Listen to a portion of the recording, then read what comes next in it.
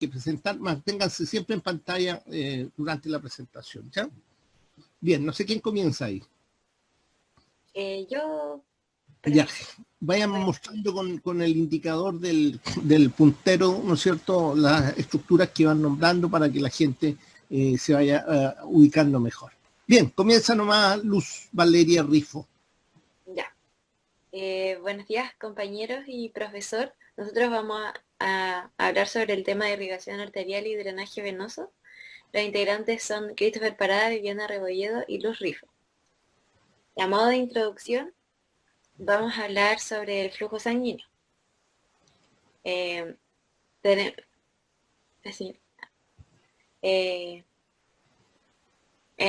Bueno, tenemos que el sistema nervioso central requiere un buen intercambio gaseoso y un buen aporte de glucosa, dada su gran tasa metabólica. El cerebro corresponde solamente al 2% del peso total, pero consume entre un 20 al 22% del oxígeno total del cuerpo. También tenemos que saber que el flujo sanguíneo no es igual en todo el cuerpo, sino que es mayor en la sustancia gris y también es mayor en las zonas de actividad cerebral, o sea, las zonas que se están ocupando en ese momento. También dentro de las patologías que van a afectar al cerebro, entre el 80% y el 90% son de causas arteriales. También una lesión que ocurre en el cerebro por falta de un buen flujo cerebral va a alcanzar primero el neocórtex, luego el paleocórtex, el arquicórtex y después, como último, va a alcanzar el centro respiratorio del bulbo raquídeo. Luego tenemos mecanismos de regulación que sirven para disminuir la presión que viene desde afuera del cráneo hacia las venas intracraneales, o sea, perdón, arterias. A la siguiente, por favor. Tenemos tres. Tenemos el sistema de sifones, que son el primer freno de esta presión. Tenemos el sifón carotídeo y el vertebral. Luego tenemos el mecanismo de membrana elástica interna, que como dice su nombre, la membrana elástica interna de las arterias intracraneales está más desarrollada y permite que al pasar la onda de latido, esta disminuye, así como sale la foto. Las ondas van disminuyendo a través de que van pasando por la membrana. Luego tenemos la ubicación en el espacio subaracnoideo. Este mecanismo se basa en que las arterias están dentro del líquido cerebroespinal, perdón, el cual amortigua toda la expansión de las paredes vasculares, y así evita que se rompan o pueda reblandecerse algún tejido nervioso. Luego, en consideraciones clínicas, vamos a tener el ictus, accidente cerebrovascular, la isquemia cerebral y el infarto cerebral. Bueno, en cuanto a la irrigación arterial del cerebro o el encéfalo en sí, van a comprender dos sistemas. Uno es la circulación anterior o carotidia y otro es la circulación posterior o vértebro-basilar. En el comienzo vamos a hablar sobre la circulación anterior o carotidia, que va a estar a cargo principalmente de la arteria carótida interna. Para conocer un poco de esta arteria, van a ser, ¿cierto?, de ambas carotidas comunes, de ambos lados. Esta carotida común respecto al lado izquierdo van a ser directamente desde la aorta, mientras que del lado derecho van a ser de la arteria brachiocefálica. A nivel del margen superior del cartílago tiroide, esta carótida común se va a dividir en carótida externa y en carótida interna. La carótida externa tiene que ver más con la irrigación propiamente de la cara. En tanto, la carótida interna va a ser la que va a tener por función irrigar el cerebro y sus estructuras internas también, comprendiendo el tronco gran parte del tronco encefálico y cerebelo en conjunto con el sistema vértebro-basilar. Esta carótida interna respecto a la carótida externa va a tomar un sentido más posterolateral para así alcanzar el interior del cráneo a través del conducto carotídeo para poder llegar al cerebro y las diferentes estructuras a irrigar. Un detalle muy importante es que algunos autores dividen en porciones esta arteria en 4 segmentos que corresponden al cervical, a una porción petrosa, una porción cavernosa y una porción cerebral, que vamos a ir revisando cada una. Bueno, en cuanto a la porción cervical, es el segmento inicial de esta carótida interna. Se caracteriza por no presentar colaterales. Sí, se asocian 2 estructuras muy importantes, una que se encuentra en la bifurcación propiamente tal de la carótida común, la cual corresponde al glomus carotidio o cuerpo carotidio. Este va a tener una función esencialmente quimioreceptora para poder evaluar y medir los niveles de CO2, de oxígeno y el pH sanguíneo.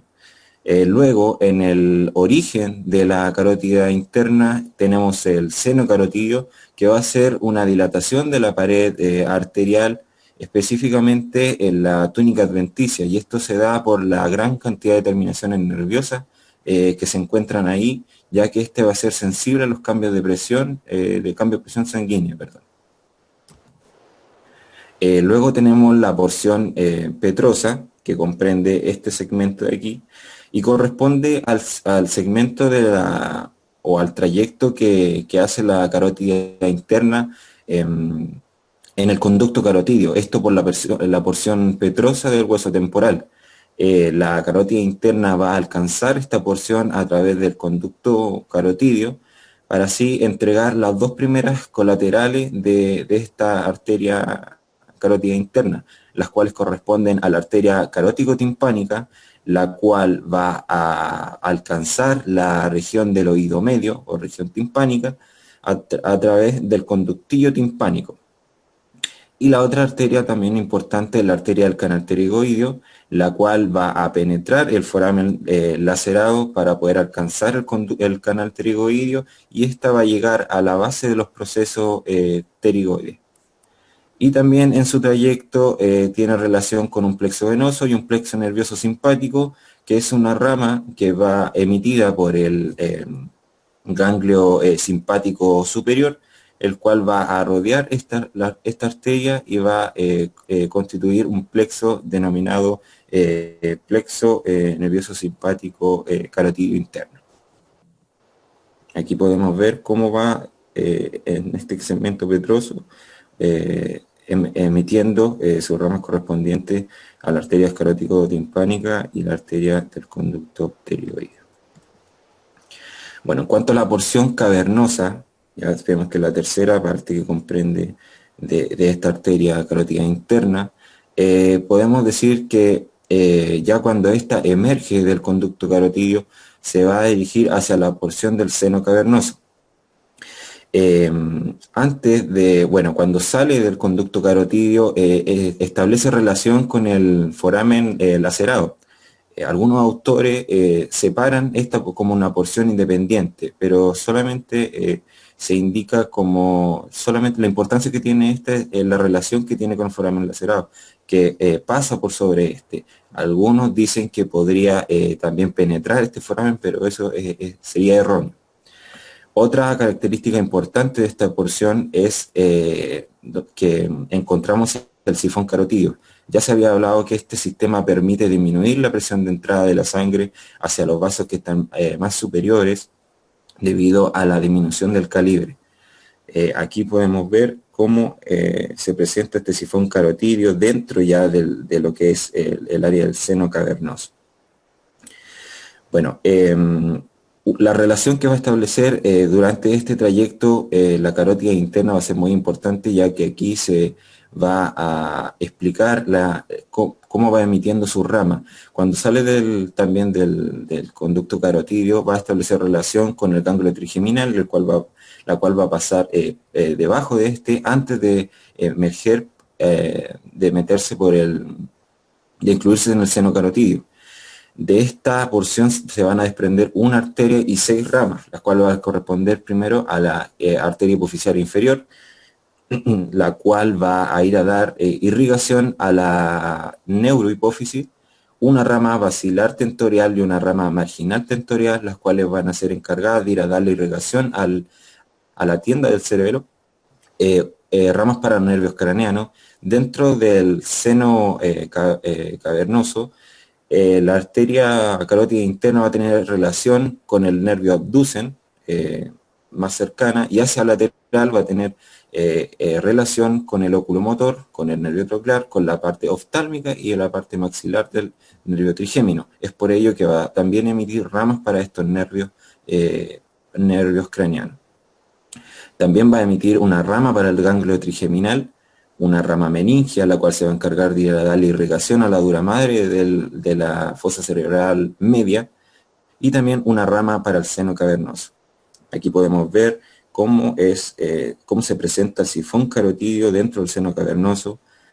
Acá vemos las estructuras, como lo había dicho anteriormente, con las cuales se relaciona, especialmente nerviosa. Y por último tenemos la porción cerebral, que es una de las porciones más importantes, ya que va a dar las arterias principales de la carótida interna. Apenas emerge del seno cavernoso, va a dar esta arteria oftálmica, la cual la podemos ver aquí. Esta arteria se va a relacionar con el nervio óptico, ya que en conjunto van a penetrar por el conducto óptico para poder alcanzar el globo ocular, y esta arteria esencialmente va a ir a dar irrigación a los músculos extraoculares. Generalmente esto es un tema más asociado a irrigación de órbita. Lo importante es que esta arteria, a través de su rama, va a crear o va a mantener una interconexión importante con el sistema carotídeo externo, lo que va a permitir una alternativa, una variante de circulación colateral en esa zona. También tenemos la arteria hipoficiaria superior, la cual vemos aquí, y la cual se va a dirigir a dar irrigación a la adenohipófisis, al quiasma óptico, al tracto óptico y al tuber cinereum principalmente. Luego tenemos la arteria coroidea anterior. Esta arteria coroidea anterior se va a relacionar en su trayecto con el tracto óptico. Se va a dirigir más profundo hacia posterior para poder alcanzar el asta inferior de los ventrículos laterales, donde se ubica el plexo coroideo. En su trayecto va a emitir ramas tanto para el tracto óptico, sustancia perforada anterior, el cuerpo geniculado lateral, la rodilla y el brazo posterior de la cápsula interna, el globo pálido, la cola, el núcleo caudado, el tuber cinereum, hipotálamo anterior, sustancia negra, núcleo rojo y plexo coroideo. Y por último, una de las ramas también importantes de la arteria carótida interna es la arteria comunicante posterior. Esta arteria comunicante posterior, la que podemos ver aquí, va a ser una de las principales arterias encargadas, bueno, por decir la principal, entre la intercomunicación entre el sistema de circulación anterior o carotídeo y el sistema de circulación posterior vértebro-basilar. Esta arteria va a emitir ramas también en su trayectoria para irrigar la rodilla y la parte anterior del brazo posterior de la cápsula interna, la parte anterior del tálamo y porciones del hipotálamo y el subtálamo. Aquí podemos ver, esta estructura se llama el círculo arterial del cerebro, que lo vamos a ver después, pero para más o menos explicar, aquí tenemos la comunicante posterior. Podemos ver que sale de esta arteria carótida interna para unirse esencialmente a lo que es la arteria cerebral posterior, rama terminal de la arteria basilar. Podemos ver también que esta arteria carótida interna va a tener dos arterias terminales, que la vamos a ver a continuación, pero para poder orientarnos un poco, aquí tenemos la arteria cerebral media, la arteria cerebral anterior y la arteria cerebral media. Aquí también va a emitir en esta porción lo que es la arteria hipoficiaria superior. Vemos aquí la arteria coroidea anterior, la cual dijimos que iba a llevar un trayecto más profundo, más posterior, para alcanzar los plexos coroideos en el asta inferior de los ventrículos laterales. Aquí podemos ver también la demostración. Aquí vemos la arteria coroidea interna, vemos cómo hace su trayecto hacia los plexos coroideos, Aquí también podemos ver la comunicante posterior, perdón, para establecer conexión con la cerebral posterior. Aquí también de nuevo vemos la arteria coroidea anterior, alcanzando los plexos coroideos, y la arteria comunicante posterior. Ya, como había dicho entonces, las arterias terminales de la carótida interna. Son dos arterias terminales. La primera que vamos a ver es la arteria cerebral anterior. Bueno, característica de esta arteria es que va a dar la principal irrigación a la superficie medial de los hemisferios cerebrales. Esta arteria va a irrigar su área de irrigación en la superficie medial va a estar comprendida hasta el límite de la fisura parieto-occipital. Tiene una importante área de irrigación que comprende alrededor de una banda de alrededor de 2,5 centímetros a la superficie lateral adyacente del hemisferio cerebral, y esto quiere decir que va a abarcar corteza sensitiva y motora, ya especialmente en los segmentos de los miembros inferiores. Esto es muy importante ya que esa zona también va a estar en conjunto irrigada con la arteria cerebral media, que después lo vamos a ver. Vamos a ver los territorios de esta principal arteria que dan irrigación al cerebro. Esta arteria cerebral anterior, como la podemos ver aquí, que emerge desde la carótida interna, va hacia adelante, hacia anterior, para alcanzar la fisura interhemisférica. Vemos aquí cómo se puede proyectar. Y aquí vemos esta arteria, la arteria comunicante anterior. Esta arteria comunicante anterior va a tener por función conectar ambas arterias cerebral anterior de ambos lados, y también establecer una interconexión y una variante, una circulación colateral. Además, esta arteria va a dividir la arteria cerebral anterior en dos porciones, una porción precomunicante y una porción postcomunicante. Bueno, el primer segmento corresponde a la porción precomunicante. También en algunas literaturas aparece como segmento A1 u horizontal, y lo podemos ver aquí para comprender todo este segmento antes de la arteria comunicante anterior. Bueno, este segmento va a dar origen a las arterias centrales anteromediales perforantes. Ya este segmento va a ir a dar irrigación a la sustancia perforada anterior y va a irrigar el quiasma óptico, la hipófisis y el septum pelúceo. Luego tenemos la porción postcomunicante. Esta porción postcomunicante va a ser una de las más importantes, ya que de aquí van a emerger las arterias más importantes que van a irrigación a gran parte de la superficie medial de los hemisferios cerebral. La primera, como podemos ver aquí, que va a ser esta de acá, va a ser correspondiente a la arteria recurrente de Opner o estriada medial distal. Esta arteria va a ir a dar irrigación al vaso anterior de la cápsula interna, a la cabeza del núcleo caudado, al núcleo accumbens, a la porción posterior del giro recto de la corteza orbitofrontal. Luego tenemos esta arteria que está por acá. Luego su trayecto en relación al cuerpo calloso vamos a ver que emerge esta arteria denominada orbitofrontal. También puede aparecer como basilar medial o frontovasilar medial, la cual va a dar irrigación a gran parte de la corteza orbitofrontal y al giro recto en el lóbulo frontal. Hay que tener un detalle en cuenta, ya que va a existir también una arteria orbitofrontal lateral, la cual va a estar dada en este caso por la cerebral media. Así que órbito frontal medial por cerebral anterior y órbito frontal lateral por cerebral media. Bueno, luego tenemos en su trayecto, en origen, va a tener un origen delante de la rodilla del cuerpo calloso a la arteria frontopolar o polar frontal medial. Esta arteria va a dar mayoritariamente irrigación al polo frontal del lóbulo frontal. Aquí la podemos ver cómo va distribuyendo, ¿cierto?, sus ramas. Luego, en relación, ¿cierto?, al dorso del cuerpo calloso, se desprende esta arteria, va a ser una gran arteria de gran calibre, la que el cual corresponde a la arteria calloso marginal. Esta arteria calloso marginal en su trayecto va a ir emitiendo ramas, eh, arteria frontal media, ar- eh, anterior media, por favor, anterior medial, la rama media medial y la rama, arteria medio medial, arteria posteromedial, y por último va a finalizar en esta arteria paracentral para ir a dar irrigación al lobulillo paracentral en esta zona que corresponde aquí.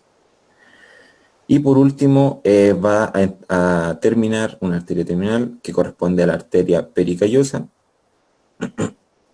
Esta arteria que corresponde aquí para finalizar en una arteria precuneal para ir a dar irrigación al giro precuneo, y también arteria parieto-occipitales, ramas, perdón, parieto-occipitales. Vamos a ver aquí la distribución de la arteria cerebral media en la superficie mediales de los hemisferios cerebrales. Podemos ver aquí la arteria pericallosa, cómo finaliza la arteria precuneal. Aquí vemos la porción más distal de la arteria callosa marginal terminando en esta arteria paracentral, y también cómo se distribuye otorgando sus ramas frontales mediales tanto anterior, media y posterior. Aquí podemos ver, ¿cierto?, un zoom de la imagen anterior, cómo luego de esta arteria comunicante anterior, ya el segmento postcomunicante empieza a emitir su rama aquí, la arteria recurrente de Euner, y así sucesivamente. Bueno, por último tenemos la arteria cerebral media, como lo había dicho anteriormente, una rama terminal de la carótida interna, la cual va a estar dividida también en tres porciones: una porción esfenoidal, una insular y una terminalocortical. La porción esfenoidal, nombrada ya que esta arteria en su trayecto va a tener relación con el ala menor del esfenoide. Aquí se va a entregar arterias centrales anterolaterales, o también llamadas lentículo estriadas. Estas van a perforar, ¿cierto?, la sustancia blanca para llegar a los núcleos basales y poder ir a dar irrigación a esta sustancia gris, tales como el cuerpo estriado, especialmente el putamen, el brazo posterior de la cápsula interna, el cuerpo del núcleo caudado y la porción medial del tálamo. Un detalle muy importante, como lo colocamos aquí, arteria hemorrágica de Charcot o la hemorragia de la cápsula interna, es que este conjunto de arterias, que va a comprender entre 12 a 15 arterias que van a penetrar para llegar a la sustancia gris de los núcleos basales, generalmente son más finas en comparación a la arteria cerebral media, lo que además se suma a que la mayoría de estas ramas, tienen un origen de ángulo recto, lo que tras un cambio de presión puede causar una ruptura y así una hemorragia, especialmente en la zona de la rodilla y el brazo posterior de la cápsula interna. Es por ello que Charcot, este neurólogo francés, denominó una de este conjunto de arterias, que era, creo, la séptima arteria, que da irrigación a esta zona, como la arteria hemorrágica de Charcot o de la hemorragia de la cápsula interna. Luego tenemos la porción insular, que luego de emerger desde el centro, ¿cierto?, del cerebro, va a tomar una dirección hacia lateral para así seguir su trayecto por el surco lateral, y en esta área, va a ser un giro hacia la corteza insular, y la primera arteria que va a emitir va a ser la arteria frontovasilar lateral. Anteriormente le había dicho que pusieran mucho atención en que había una arteria frontovasilar medial, la cual estaba emitida por la arteria cerebral anterior. Bueno, la arteria cerebral media es la que se encarga de dar la arteria frontovasilar lateral. Y por último, en la porción insular, esta porción va a emitir arterias propias para el lóbulo temporal, las cuales van a corresponder a la arteria temporal anterior, arteria temporal media y la arteria temporal posterior. Luego ya vamos a ver una imagen para poder aclarar un poco más esto. Y por último, una porción terminal o cortical que va a comprender a arterias que van a ascender hacia a la corteza, ¿cierto? Especialmente la cara superolateral, para ir a dar irrigación al surco lateral, a una arteria para el surco precentral, una arteria para el surco postcentral, arterias parietal anteriores, posteriores y una arteria para el giro angular. Aquí podemos ver también cómo nace aquí de la arteria cerebral media desde la carótida interna. Aquí podemos ver estas pequeñas ramas que van a corresponder, ¿cierto?, a la arteria lentículo estriada o arterias centrales anterolaterales también llamadas. Aquí podemos ver cómo nace nuevamente la arteria cerebral media y aquí emite las ramas lentículo estriadas para poder alcanzar aquí, como vemos, los núcleos de la base, como ya lo habíamos nombrado anteriormente. Luego sigue su trayecto para por fin poder llegar a la irrigación por la porción insular, ¿cierto?, emitir sus ramas y luego hacia la parte cortical. Aquí podemos ver ya su trayecto, ¿cierto?, este giro que hace hacia la corteza insular para emitir ramas como las temporales anteriores, las temporales posteriores, perdón, y las temporales medias. Aquí podemos ver también, ¿cierto?, la rama para el giro angular, la arteria parietal posterior, y aquí estas ramas que van a ascender para dar irrigación, ¿cierto?, a la porción cortical, como la arteria para el surco precentral, para el surco central, la arteria parietal anterior y la arteria prefrontal. Y aquí tenemos, ¿cierto?, la arteria órbito frontal lateral, que va a ser la primera, ¿cierto?, la primera rama emitida en la porción insular. Bueno, y como había dicho entonces, existía, así como existía una circulación anterior, ya, o carotidia, va a existir una circulación posterior o vertebrovascular. Este sistema va a estar a cargo de la arteria vertebral principalmente, que luego se va a unir con su homóloga, ¿cierto?, en la pared, en la cara anterior del tronco encefálico para dar origen a la arteria basilar. En su conjunto, estas dos arterias entonces van a dar la irrigación a la parte posterior del cerebro y también al cerebelo y al tronco encefálico. Con respecto a la arteria vertebral, podemos decir que nace, ¿cierto?, aquí de la arteria subclavia. Esta se dirige, ¿cierto?, hacia más posterior para poder ir a introducirse en los primeros 6 segmentos, en los forámenes transversos de las primeras vértebras, de las primeras 6 vértebras cervicales. Esta arteria va en su trayectoria también en 4 segmentos, una porción vertebral que va a comprender desde su origen hasta antes de penetrar el primer foramen transverso correspondiente a la vértebra C6. No emite colaterales en esta porción. Luego tenemos una porción transversa, ya que va a ser el trayecto que esta va a tener por los forámenes transversos, perdón. Aquí va a emitir esencialmente ramas medulares y ramas musculares, que luego se van a especificar cuando se hable de irrigación de médula. La porción atlántica, ¿cierto?, en esta parte de aquí, ya cuando atraviesa, ¿cierto?, la vértebra C1, a nivel de C1, y aquí donde va a hacer este giro hacia medial, para después poder penetrar el foramen magno y las meninges para poder situarse en el espacio subaracnoideo. En esta porción atlántica hay que destacar, aquí aparece el sifón vertebral. Como ya habíamos dicho, su función era para disminuir la presión de entrada de la sangre.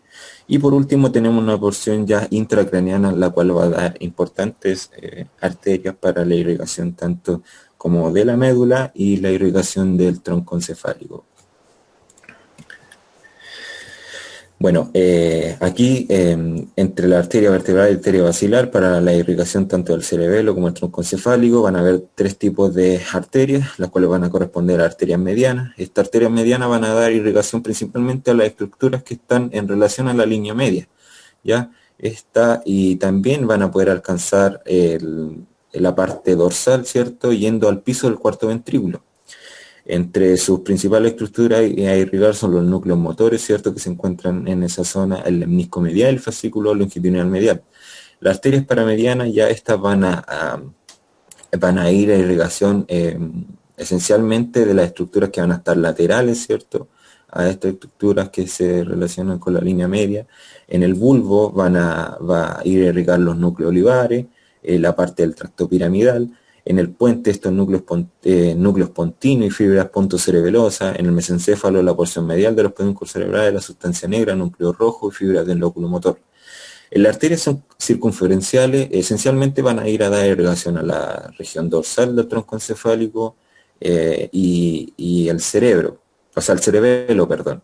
En esta arteria circunferenciales van a estar comprendidas las arterias cerebelosas posterior inferior, anterior inferior y superior. Bueno, en la porción caudal del bulbo va a dar irrigación a los tractos espinocerebelosos, tractos espinotalámicos y los núcleos sensitivos del trigémino. En la parte rostral del bulbo, núcleos vestibulares, vía auditiva y fibras del nervio facial. En el puente, porción lateral del tegmento continuo. Y por último, en el mesencéfalo, los pedúnculos cerebelosos superiores, los colículos superiores y el cerebelo. Aquí podemos ver cómo las arterias vertebrales, por la cara anterior del tronco encefálico, se van a fusionar, se van a unir para dar origen a la arteria basilar. Esta arteria basilar que va a seguir su trayecto por el surco basilar que está ubicado en el puente, ¿ya? Y va a ir, ¿cierto?, ascendiendo para ir dando sus colaterales y terminar en su arteria terminal, la cual corresponde al cerebral posterior. Bueno, como habíamos dicho, una porción intracraneana muy importante de la arteria vertebral, la cual va a dar origen a la arteria espinal anterior y posterior, estas que vamos a poder ver aquí. En cuanto a la arteria espinal anterior, ambas arterias vertebrales van a emitir una colateral, estas se van a fusionar para dar origen a la arteria espinal anterior. Esta va a descender por la cara anterior de la médula espinal y va a ser una importante arteria en cuanto a la irrigación de la médula espinal, la que vamos a hablar posteriormente. También acá la arteria espinal posterior, que va a descender por la cara dorsal de la médula espinal en relación, ¿cierto?, a las raíces posteriores. Igual se va a especificar más en irrigación de médula. También existirán ramas vulvares, ramas meningia. Esta rama meningia, la cual va a tener la principal función de ir a irrigar, ¿cierto?, la dura madre en la fosa craneal posterior. Y una arteria cerebelosa posterior inferior, la cual podemos ubicar aquí. Esta cerebelosa posterior inferior va a ir a tener la función de irrigar la cara inferior del vermis, los núcleos central, cerebelo, superficie inferior del hemisferio cerebeloso, bulbo y plexo coroideo del cuarto ventrículo. Como dijimos entonces, ambas arterias vertebrales van a dar, su fusión va a dar origen a la arteria basilar, la cual podemos ver aquí, que va a dirigir su camino por el surco basilar del puente. En su trayecto va a emitir la arteria cerebelosa anteroinferior, la cual podemos ver aquí, esta arteria que, ¿cierto?, va a tener del tipo circunferencial, que se va a dirigir esencialmente a la porción dorsal, para dar irrigación al cerebelo en su porción superior e inferior del puente también. Y la como había dicho también, superficie inferior del cerebelo. Una arteria laberíntica o auditiva interna, ya la que va a alcanzar la región del oído interno, y también fibras reticulares del octavo par. Cualquier oclusión de esta arteria podría desencadenar en un cuadro clínico de sordera. Ramas pontinas, ¿cierto? Estas ramas pontinas que están aquí, que van a perforar, ¿cierto?, y alcanzar estructuras internas del puente esencialmente.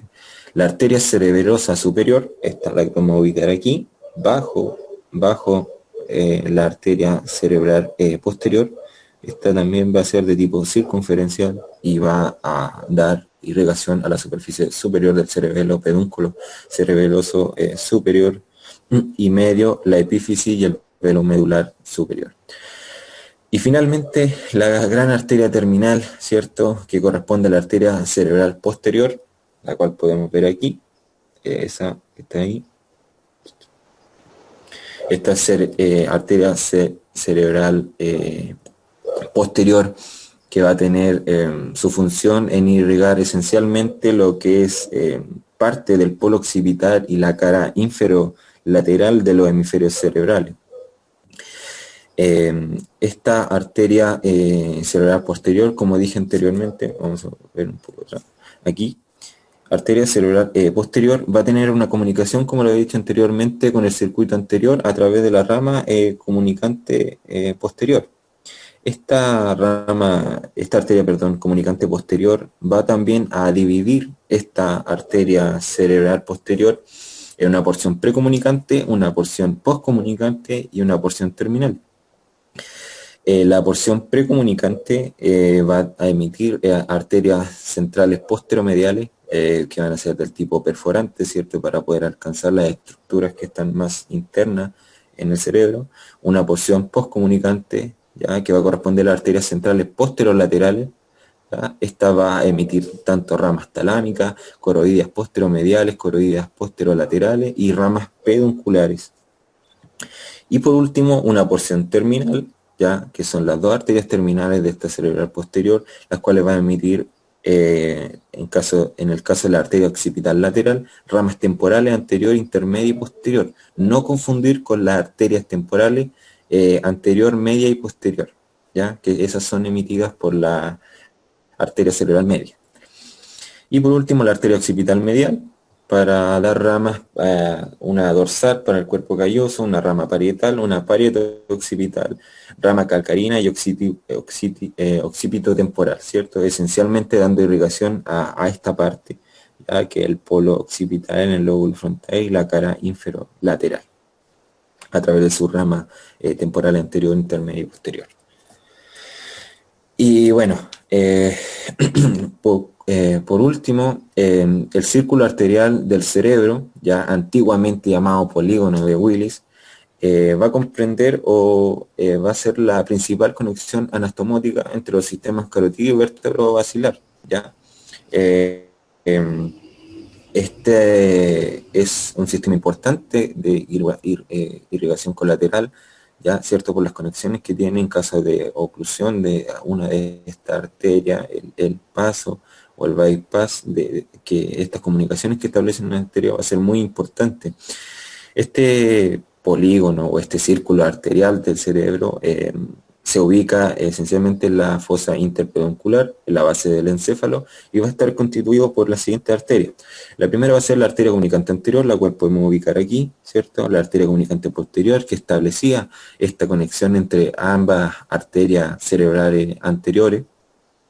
La arteria cerebral anterior, ¿cierto?, de cada lado, estas que van a emerger de la carótida interna, las cuales se encuentran aquí, formando los límites anterolaterales. Luego una pequeña porción de ambas arterias carótidas internas, como lo podemos ver aquí, ¿cierto? La transición, como se va dando en el trayecto de esta arteria.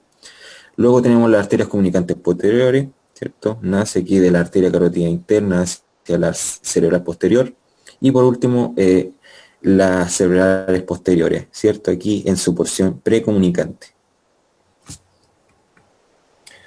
Aquí podemos ver que en su trayecto estas arterias que comprenden este círculo arterial del cerebro van a emitir también ramas importantes, tales como la arteria comunicante anterior, la cual va a emitir esta arteria central anteromedial, o también denominadas tálamos mediales, ¿ya? Estas que están acá, y también emitiendo arterias supraesmáticas como la arteria comissural mediana, arteria callosa mediana. En el caso de la arteria comunicante posterior, acá va a emitir, ¿cierto?, estas arterias centrales posteromediales, ya emitiendo también ramas quiasmáticas, una arteria del tubercinero, un ramo tuberal, hipotalámica, arterias mamilares, ramas del nervio, para el nervio oculomotor. La arteria cerebral anterior ya es esencialmente su porción precomunicante, la que podemos ver aquí, ya de aquí para allá es postcomunicante. Esta es la parte que interviene en este círculo.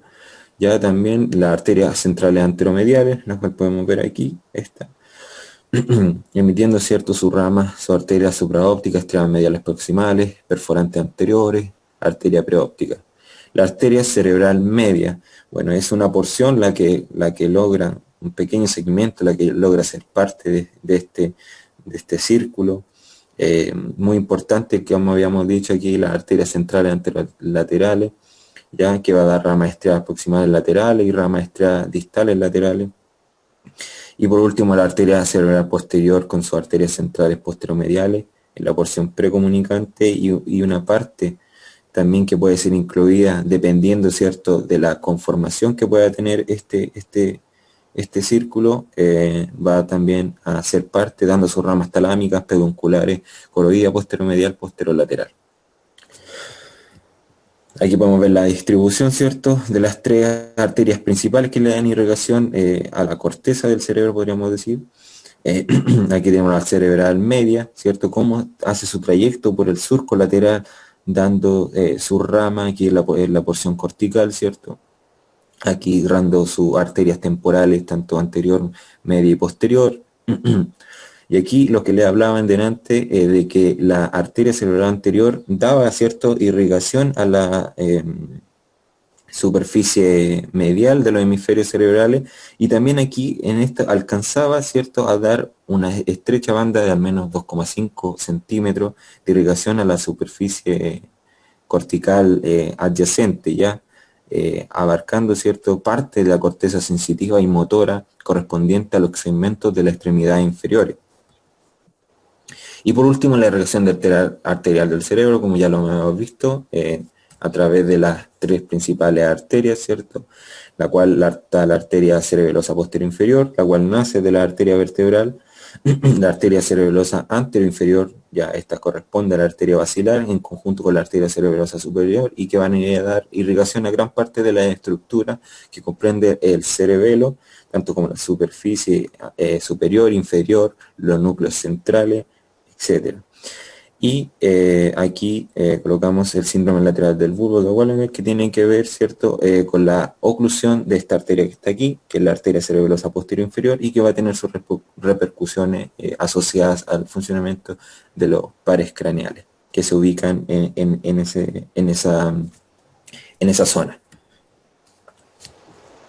Bueno, ahora la irrigación de la médula espinal. Primero, para comprender todas estas arterias, tenemos que saber la siguiente parte. Tenemos que saber que todas tienen su origen en la aorta.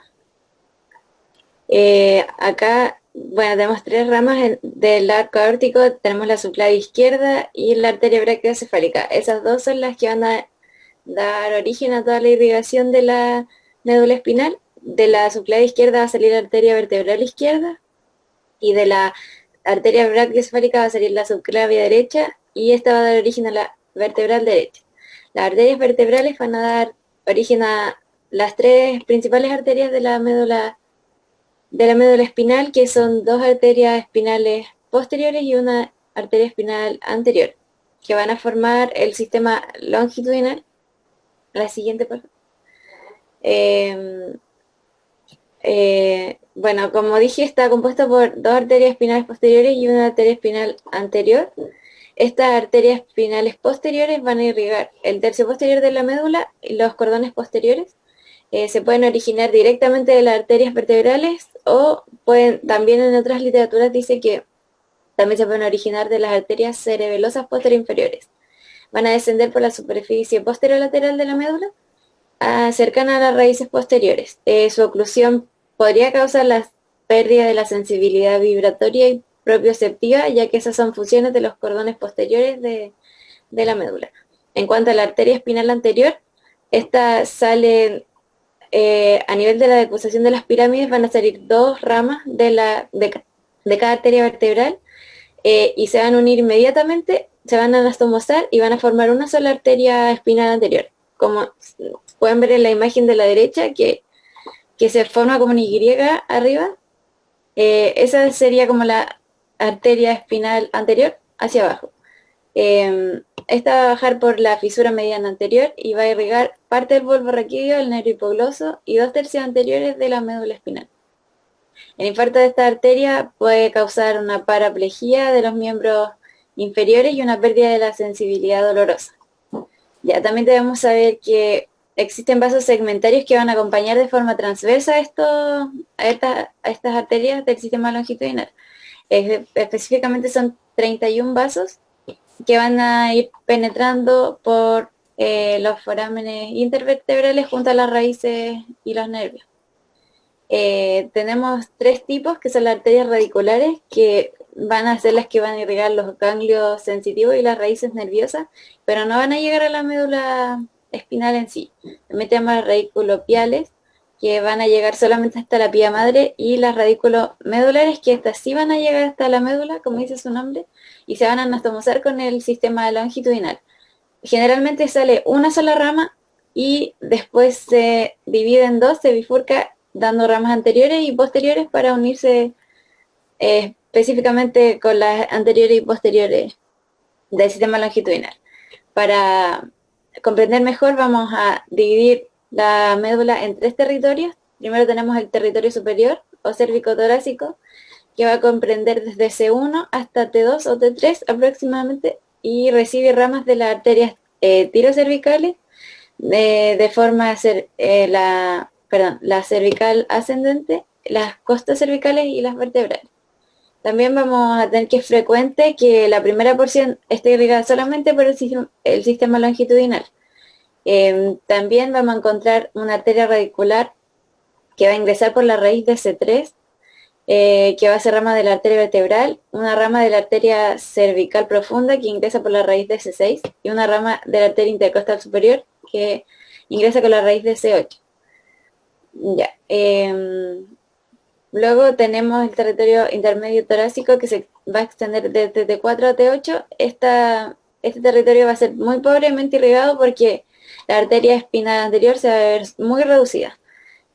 También a nivel de T7 va a existir un único vaso segmentario. Luego vamos a tener el territorio inferior lumbosacro, que va desde los últimos segmentos torácicos al cono medular, y en esta región se va a caracterizar por tener muy buena vascularización. También va a depender de una arteria radicular magna o de Adamkiewicz, que dice ahí que está como en negrita en la imagen, no sé si lo pueden ver. Esa es una arteria radicular y es la de mayor diámetro en toda la médula. Esta va a penetrar a nivel de T12 o L4. La rama va a dar ramas, la rama radicular anterior, que va a ser más gruesa, y la rama radicular posterior, que va a ser de menor diámetro. También van a irrigar el engrosamiento lumbar y aportan la mayor parte nutricia de los 2/3 inferiores de la médula espinal.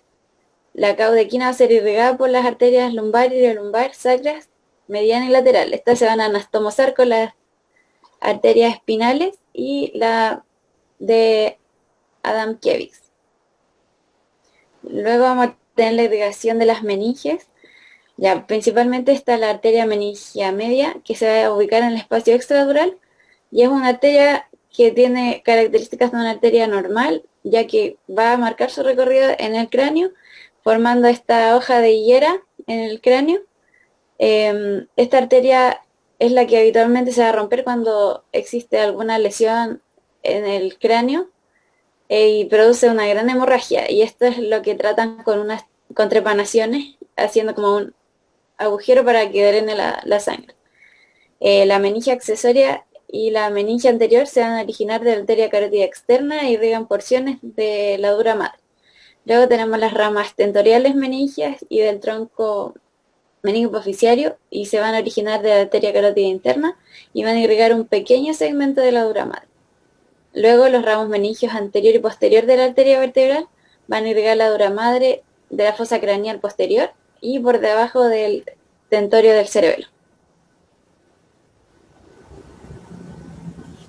El drenaje venoso. Existen dos tipos de drenajes que pueden ser dados tanto por las venas como por los senos venosos.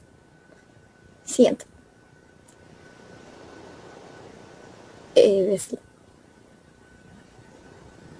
Spoiler. Vamos a partir con las venas superficiales del cerebro. Las venas superficiales del cerebro, donde podemos ver las venas prefrontales, las venas frontales, las venas parietales y las venas occipitales. Estas van a drenar el seno sagital superior. En las venas medias superficiales, en las que se van a poder encontrar, por ejemplo, la vena cerebral media superficial, que esta va a discurrir por debajo y drena el seno esfenoparietal y posteriormente el seno cavernoso. La más prominente se va a encontrar la vena anastomósica superior, y la vena anastomósica inferior se va a encargar de conectar el seno transverso con la vena cerebral media superficial. En las venas inferiores se encuentran las venas del uncus, las venas orbitarias y las venas temporales, que van a drenar el seno transverso y sigmoideo. La una característica de las venas superficiales que es donde van a correr a través de la cara medial, superolateral e inferior. Siguiente. En una vista más inferior se va a poder, por ejemplo, observar la vena basilar.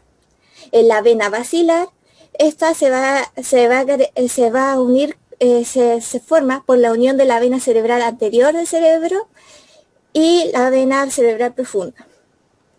La vena media profunda del cerebro se va a drenar la superficie inferior del hemisferio de la ínsula. Estas van a drenarse las venas insulares, las venas talamoestriadas, las talamoestriadas inferiores, giro olfatorio, coroidea inferiores y pedunculares.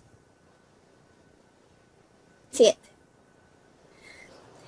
En las venas profundas, que este sistema está constituido por varias venas que drenan dos tributarias principalmente, que son las venas internas del cerebro y las venas basilares. Pero las venas basilares son las que ya nombré anteriormente. Las venas internas del cerebro se forman por la unión de un conjunto de venas como las venas coroideas superiores y terminales. La vena terminal es la que está en una flechita de arriba. Que la vena terminal va a ser drenada por la vena posterior del septo pelúcido, la vena anterior del septo pelúcido, la vena medial del ventrículo lateral, la vena lateral del ventrículo lateral, la vena del núcleo caudado, vena posterior del cuerpo calloso y la vena dorsal del cuerpo calloso. Siguiente. Los senos venosos, que son unos grandes sistemas colectores, los cuales van a drenar la sangre del encéfalo. Son desdoblamientos de la dura madre, la cual posee dos hojas que al separarse son llenados por sangre y forman los senos. Se dividen en dos senos, los cuales se unen y drenan la vena yugular interna. Una característica de esto es que están revestidas por endotelio y carecen de válvulas. Como dije, los vamos a dividir en dos, que son los senos de la base del cráneo, que los vamos a mostrar junto con los senos de la calvaria en la diapo que sigue, que son los senos esfenoparietales, petroescamosos, cavernosos, petros superiores e inferiores, senos sigmoideos, marginales, occipitales y transversos. En los senos de la calvaria están los senos sagitales superior e inferior y el seno recto. Siguiente. Siguiente. Acá vamos a mostrar en los senos de la calvaria, que está marcado con un cuadrado más azul oscuro, y los senos de la base del cráneo, que están con un celeste. Sí.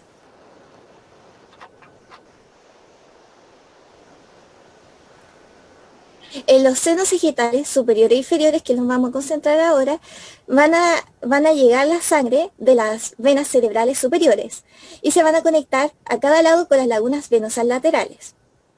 Acá va a llevar la sangre de los senos, va a llegar a la confluencia de los senos, y esta va a ir al seno transverso, pasa el signo sigmoideo, para finalmente llegar a la vena yugular interna. Lo que ocurre en el seno sagital inferior es que se va a unir con la vena cerebral magna. Al unirse se va a formar el seno recto y se va a ir a la confluencia de los senos para seguir el recorrido hasta llegar a la vena yugular interna. Una característica de la vena anterior, de la sagital superior, es que va a ir al diploide, y el diploide se comunica con el cuero cabelludo. y allí va a haber emisarios que conectan con la superficie de este seno. En el seno cavernoso, que estamos mostrando en esta diapo de ahora, que se va a caracterizar que en el lado derecho e izquierdo van a estar unidos por los senos intercavernosos anteriores y posteriores. Estas van a estar relacionadas con la hipófisis y a este seno llegan varias venas como la oftálmica, y por las paredes de los senos van a pasar los nervios oculomotor, troclear y las ramas del trigémino como la oftálmica y la maxilar. En esta también van a llevar, por este seno también se encuentra la arteria carótida interna, como se mencionó anteriormente mi compañero, que va a pasar con su sifón, o sea, la parte cavernosa de esta arteria, que va a estar acompañada con el septo paracranial, que es el abducens. Esto es importante, ya que como determinadas afecciones que pueden ocurrir en este seno, por ejemplo, gracias a la vena facial, que va a tener conexiones con la propagación, que va a tener conexiones con el drenaje venoso externo, con el interno, en esta zona de la cara va a ser susceptible a infecciones, en especial gracias a las espinillas. Estas espinillas, como si se manipulan, pueden generar una infección que puede ir a entrar el seno cavernoso, y como las características de los senos es que no poseen válvulas, puede circular la sangre en ambos sentidos. Y esto puede generar una tromboflebitis del seno cavernoso. Y esto puede producir la muerte del paciente. Esta zona se le denomina el triángulo de la muerte. Ahora voy a explicar el esquema. La vena oftálmica, el seno esfenoparietal y la vena cerebral superficial van a ir al drenar el seno cavernoso, como dije. El seno cavernoso drenan en el plexo basilar y en el plexo epterigoideo. También van a drenar en el seno petroso superior e inferior. El seno petroso superior va a desembocar entre el seno sigmoideo y el seno petroso inferior. Esta va a ir a desembocar en el plexo sobre la vena yugular interna. 7. En las venas anteriores del tronco encefálico vamos a poder encontrar la vena pontomesencefálica, la vena interpeduncular. En la vena del puente está la vena pontina anteromediana, la vena pontina anteromedial, la vena pontina transversa, la vena pontina lateral, y específicamente en las venas del bulbo va a estar la vena medular anteromediana, vena medular anterolateral y transversa. Sí. En las venas posteriores del cerebro vamos a poder encontrar las venas intercoliculares, las venas mesencefálicas lateral, la vena del bulbo, la vena medular dorsal, la vena medular posteromediana, la vena medular posterolateral, la vena del receptor lateral del cuarto ventrículo y la cisterna del cerebro medular. Sí. En las venas del cerebelo vamos a encontrar en la vena superior de la vermis, que es la que drenan esta va a drenar en la vena cerebral magna. En la vena inferior de la vermis, que va a drenar en el seno recto y forma una anastomosis con la vena superior de la vermis. Va a estar también la vena superior del hemisferio, la vena inferior del hemisferio, la vena precentral, que también va a drenar en la vena cerebral magna y la vena petrosa. 7. Las venas de las columnas vertebrales van a estar a lo largo de la columna, se van a extender dos grandes plexos, el plexo venoso vertebral externo e interno. En el plexo venoso vertebral externo se forma en un conjunto de venas que van a correr longitudinalmente por la superficie externa de los cuerpos y las láminas vertebrales. Van a tener en su porción anterior que se comunica con las venas basivertebrales. En la porción posterior se forma una red que se comunica con las venas occipitales, cervicales profundas y vertebrales. En el plexo venoso interno, que va a ser una red anastomósica de venas que se entremezclan con el tejido conjuntivo laxo del espacio epidural. En este existe un conjunto de pequeñas venas que van a perforar los ligamentos y van a comunicar el plexo vertebral interno con el externo. En estos plexos van a estar conectándose hacia el exterior a través de las venas intervertebrales. Acá van a ver otra vista de esas venas y me vamos a concentrar en las venas espinales anteriores y posteriores, que van a estar acompañadas con las arterias espinales anteriores y posteriores. Muchas gracias.